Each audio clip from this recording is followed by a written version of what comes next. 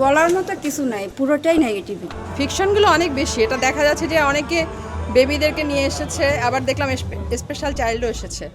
This is not fair, this is not fair. এত বেশি fiction, ওরে বাবা, আমরাই তো মানে আমরা যে কি বলবো অ্যাডাল্ট, আমি তো আতঙ্কিত।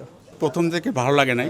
টগরের অভিনয় যে করছে আমি তাকে বলে আসছি আর ম্যাডামের বলে আসছি, একটু কথাবার্তা যেগুলো ন্যাকেট হয়ে গেছে। অনেক ভালো, ফ্যান্টাস্টিক, এক্সিলেন্ট ছবি, মানে ভালো লাগছে। আচ্ছা, ভালো ছিল, কিন্তু জুটিটাও ভালো লাগছে। ভালো লাগছে, মানে আবার সামনে আরো ছবি দেখতে চাই। পূজাচেরির অভিনয় অনেক ভালো ছিল, ওনার জন্য দেখা যেতে পারে, ওনার অ্যাক্টিং এর জন্য দেখা যেতে পারে। এত থ্যাংক ইউ ম্যাম। খুবই সুন্দর ছিল মুভিটা, অল এভারেজ দুজনের অ্যাক্টিং খুব ভালো ছিল।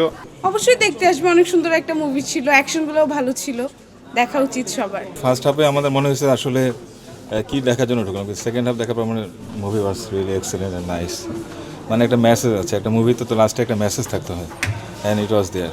অভিনয়টা ভালো ছিল, সব কিছুই ভালো ছিল, শুধু মাঝে মধ্যে আর কি একটু বাচ্চাদেরকে নিয়ে আসছি তো ল্যাঙ্গুয়েজটা একটু অড লাগছে।